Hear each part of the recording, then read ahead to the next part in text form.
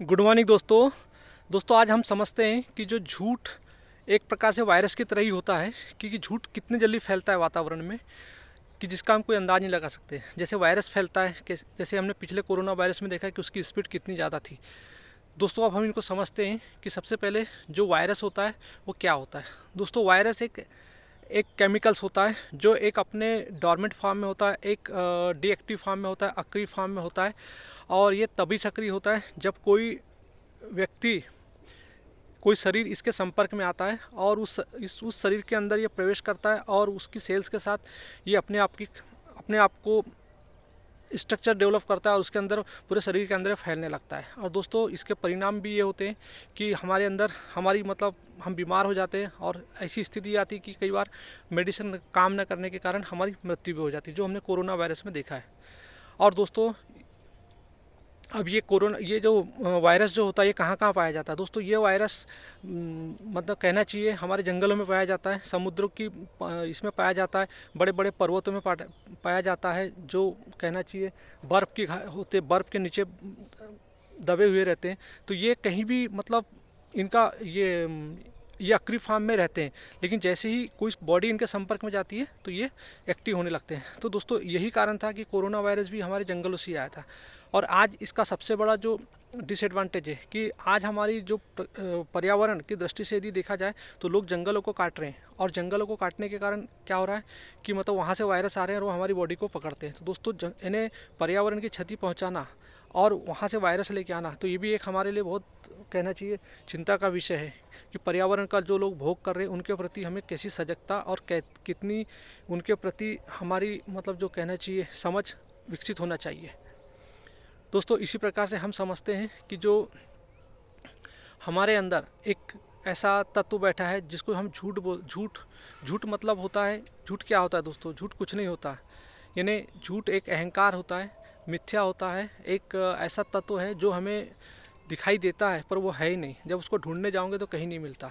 और दोस्तों उसकी सबसे बड़ी पहचान ये होती है कि वो कभी भी जब डॉर्मेंट अवस्था में रहता है तो किसी को कोई परेशान नहीं करता, जब व्यक्ति के जीवन में कोई परेशानी नहीं होती। लेकिन जब वह हमारे मन पर जब हमारे मन के विचारों पे और मन के विषयों पे, भावनाओं पे, कल्पनाओं पे के साथ जब जुड़ता है, यानी एक प्रकार से हमारे एमिगडाला ब्रेन के साथ जुड़ता है, भावनात्मक ब्रेन के साथ, काम, क्रोध, लोभ, मोह, मद, मात्सर्य, इनके साथ जब जुड़ता है दोस्तों तभी वो सक्रिय होता है। और तब जब वो सक्रिय होता है तो दोस्तों उसके जो भौतिक परिणाम होते हैं वो हमारे लिए बहुत खतरनाक होते हैं। उसके भौतिक परिणाम ये होते हैं कि जैसे मैंने आपको बताया कि संसार में भोग की कामना रखना, क्योंकि जो अहंकार है वो कुछ होता नहीं, वो पैदा ही इनकम्प्लीटनेस में होता है। क्योंकि दोस्तों जब भी आपने कोई जीव देखा होगा, वो हमेशा जब पैदा होता है तो एक संवेदना के साथ, एक दुख के साथ होता है। दुख मतलब कामना, और कामना मतलब होता है अपूर्णता, और अपूर्णता मतलब होता है संसार का भोग, कि मुझे चाहिए, कुछ चाहिए, यानी अपने आप को पूर्ण करना था। तो दोस्तों जब हम अपनी अपूर्णता को मिटाने के लिए संसार की ओर चाहते हैं, लेकिन संसार से चीज़ें हमारे पास आ भी जाती, फिर भी हम संतुष्ट नहीं हो पाते। क्योंकि जैसा हमने बोला कि जो हमारी जो कामना है ये भी एक डिज़ायर जो है वो भी एक केमिकल से जो कभी संतुष्ट, भौतिक पदार्थों से कभी संतुष्ट नहीं होती। इसीलिए हमारा जो अध्यात्म होता है वो अध्यात्म हमें बताता है कि आपके अंदर ही कोई ऐसा है जो आपको बाहर जाने की ज़रूरत नहीं है। अध्यात्म हमें बताने के लिए होता है कि आपके अंदर ही वो बहुत पहले से है, सिर्फ आप उसको जानते नहीं, इसलिए आप बाहर भागते हो उसको पाने के लिए। तो दोस्तों हमारे अंदर जो ज्ञान होता है, ये ज्ञान हमें किसी चीज़ की ओर ही लेके जाता है, बाहरी दुनिया की ओर ले जाता है, ताकि हम किसी वस्तु को, क्योंकि दोस्तों ज्ञान क्या होता है, जो चीज़ हमें मालूम नहीं होती उसके बारे में बता देता है। लेकिन अध्यात्म वो चीज़ है जो हमें पता नहीं होता कि हमारे अंदर है, उसका ज्ञान कराता है। तो अध्यात्म हमारे लिए उस रोशनी की तरह है जो हमें जीवन जीना सिखाता है। हम जिस चीज़ के लिए भाग रहे हैं लेकिन अज्ञानतावश भाग रहे हैं, झूठ की वजह भाग रहे हैं, जो हम स्वयं को नहीं जानते। क्योंकि अहंकार कभी स्वयं को नहीं देखता दोस्तों, जिस दिन वो स्वयं को देखने लगे तो उस दिन वो बचेगा ही नहीं। क्योंकि पारमार्थिक तल पे, सत्य के तल पे अहंकार है ही नहीं। क्योंकि जहाँ झूठ मतलब अहंकार, जहाँ झूठ खत्म वहाँ, क्योंकि झूठ का हटना ही सत्य का प्रकट होना होता है। तो दोस्तों ये अहंकार ही झूठ है, मिथ्या है, जो मन के विषयों के साथ जुड़कर अपनी अभिव्यक्ति करता है और अपने आप को मैनिफेस्ट करता है।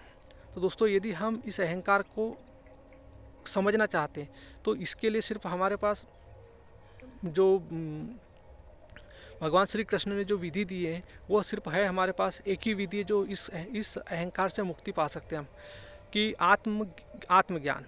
और दोस्तों ये हमारे, आपने जितने भी सूफी संतों भी पढ़ा होगा, चाहे बाबा बुल्ले शाह हो, शेख फरीद हो, चाहे भगवान बुद्ध हो, महावीर हो, चाहे रमन महर्षि हो, चाहे ओशो हो, तमाम जो दार्शनिक है, या कबीर साहब हो, या गुरु नानक साहब हो, संत रैदास हो, मीराबाई हो, तमाम जितने भी संत महात्मा हैं, उन्होंने हमें समझाया कि जो आत्म अवलोकन, जब तक हम किसी भी चीज़ को उसको अवलोकन नहीं करेंगे तब तक हम उसके विचारों की गहराई में नहीं डूब सकते, क्योंकि विचारों की गहराई में डूबना ही हमारे अंदर आत्मविचार बनता है, और आत्मविचार ही हमारा आत्मज्ञान बनता है, और ये आत्मज्ञान ही हमारे चेतना का उच्चतम स्वरूप बनता है। और दोस्तों इसी को हम, चेतना के उच्चतम स्वरूप को ही हम शिव बोलते हैं, और शिव यानी होता है बोध।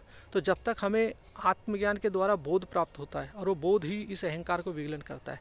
तो दोस्तों यदि हम सही में अपने अंदर जो एक बेचैनी का भाव हमेशा रहता है, और हम संसार की ओर भागते हैं कि हम अपनी कामनाओं से भौतिक वस्तु को चीज़ खरीद के अपने घर ला ले, या पैसा कमा ले, धन दौलत कमा ले, तो हम इससे संतुष्ट हो जाएंगे।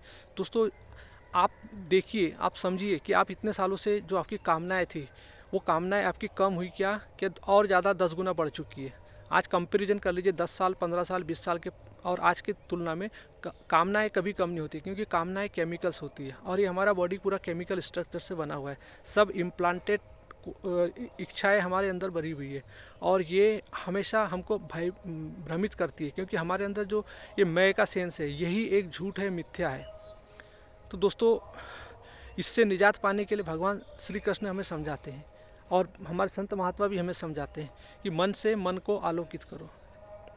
मतलब मन के केंद्र में ही हमारे अंदर एक ऐसा शुद्ध मैं है जो उस भगवान, उस सत्य का रिप्रेजेंटेटिव हमारे अंदर बैठा है। जैसे अमेरिका का जो एम्बेसी होता है वो हमारे भारत में बैठा होता है, ताकि हम उसके माध्यम से अमेरिका पहुंच जाए। तो दोस्तों उसी प्रकार हमारे जीवन में तीन चीज़ होती है। एक होता है अहंकार, दूसरा होता है प्रकृति, और तीसरा होता है आत्मा।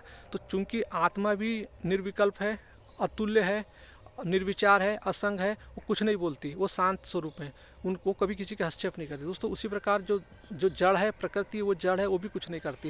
लेकिन दोस्तों अहंकार इसके बीच में है। अहंकार के पास ये है कि जब अहंकार के पास दो ऑप्शन रहते हैं, या तो वो आत्मा की तरफ चले जाए या प्रकृति की तरफ चले जाए, लेकिन उसके दोनों सिरे आत्मा के साथ भी जुड़े रहते हैं, प्रकृति के साथ भी जुड़े रहते हैं।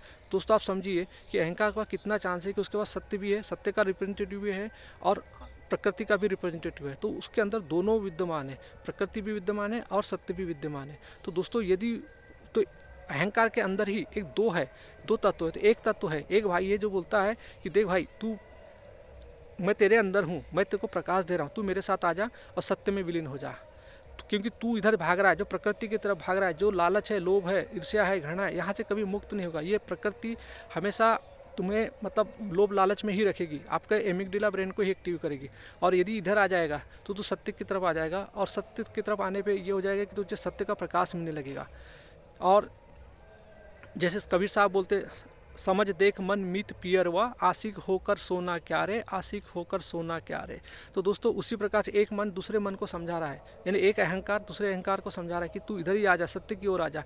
क्योंकि एक जो मैं होता है, शुद्ध मैं, वो सत्य का साक्षी होता है, वो हमेशा हमारे अंदर में बैठा होता है, और वो हमारे अंदर जो एक अज्ञानता की ओर जो आने वाला जो है उसको हमेशा बुलाता है। तो दोस्तों हमारे अंदर चुनाव का एक ऑप्शन होता है। आप अपने जीवन में देखिएगा कि आपके अंदर में ही दो मैं बैठे, एक शुद्ध और अशुद्ध मैं। तो हमेशा शुद्ध मैं आपको आत्मा की ओर ले जाता है, सत्य की ओर ले जाने के लिए प्रेरित करता है। तो दोस्तों यही आत्मज्ञान है। इसके माध्यम से आप स्वयं को समझ सकते, स्वयं को जान सकते और आत्मज्ञान की ओर जा सकते। यही जीवन मुक्ति का साधन है, और दोस्तों कोई साधन नहीं है। और नहीं तो किस्सा कहानी में मत पढ़िए, यही कृष्ण की गीता है, यही भारत के दर्शन शास्त्र, अद्वैत वेदांत दर्शन।